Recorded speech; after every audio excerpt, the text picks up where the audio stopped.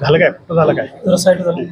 चला 27 तारखेला पंतप्रधानांची या ठिकाणी सभा होते काय सांगा? सन्माननीय पंतप्रधान नरेंद्र मोदी साहेबांच्या सभेचंच निमंत्रण देण्यासाठी कोल्हापूर आणि इचलकरंजीच्या सगळ्या संघटनांना मी या ठिकाणी बोलवलेलं होतं. फार मोठा उत्स्फूर्त प्रतिसाद होता. आपण स्वतः या ठिकाणी बघितलेला आहे आणि न भूतो न भविष्यती अशी नरेंद्र मोदी साहेबांची पूर्ण पश्चिम महाराष्ट्राच्या राजकारणाला कलाटणी देणारी ही सभा असेल आणि आमचे दोन्ही उमेदवार लाखो मतांना निवडून येतील. खरं तर शाहू महाराजांच्या विरोधात टीका करू नये अशा पद्धतीचं विरोधकाकडून सांगण्यात येत आहे. प्रश्नांची उत्तर हवी असतील तर मी येतो असं सतेज पाटील म्हणतात. मला असं वाटतं की काँग्रेस पक्षानं ज्या पद्धतीचं राजकारण केलेलं आहे त्याच्यामुळे हा सगळा अपमान होतो. या निवडणूक प्रक्रियेमध्ये महाराजांना उतरून काय नक्की साध्य काँग्रेस पक्षाला करायचं मला माहीत नाही.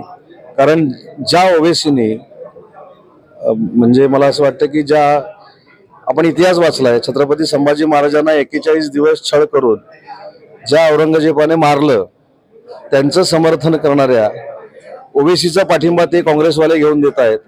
ही शोकांतिका आहे. मला असं वाटतं की मला जास्त याच्यावर काही बोलायचं नाही. काँग्रेसनं तो पाठिंबा नाकारला, पत्रक सुद्धा काढलं त्यांनी काल. कोणी? काँग्रेसनं पाठिंबा नाकारला नाही. जो उद्रेक झाला कोल्हापूरमधनं त्याच्यामुळे तो नाकारलेला आहे.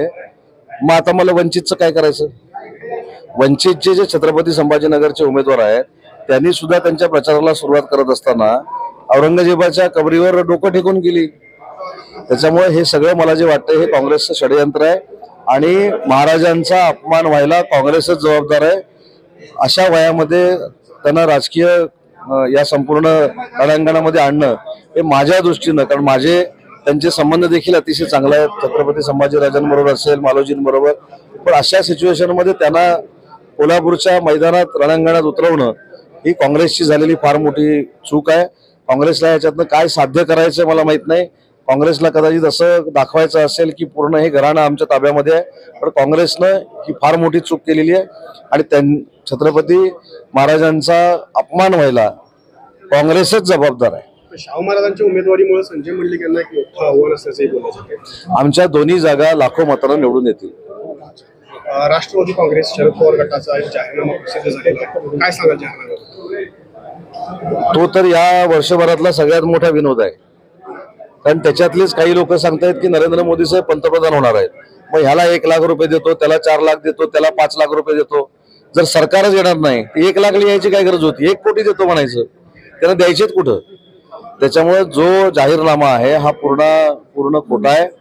ज्यांचं सरकारच येणार नाही हे त्यांना माहिती आहे म्हणून तो जाहीरनामा दिलेला आहे. तुम्ही जाहीरनाम्यामधल्या जर गोष्टी बघितल्या तर मला असं वाटतं की हा जाहीरनामा कसा होऊ शकतो? हा काल्पनिक खेळ आहे. तर लोकसभा निवडणुकीमध्ये अतिशय खालच्या पातळीवर जाऊन टीका टिप्पणी सुरू आहे. कोल्हापूरमध्ये सुद्धा काठींची भाषा जी आहे ती वापरली जाते. एकूणच कसं पाहते? मी मगाशी माझ्या भाषणामध्ये सांगितलं की ही लोकसभेची निवडणूक आहे.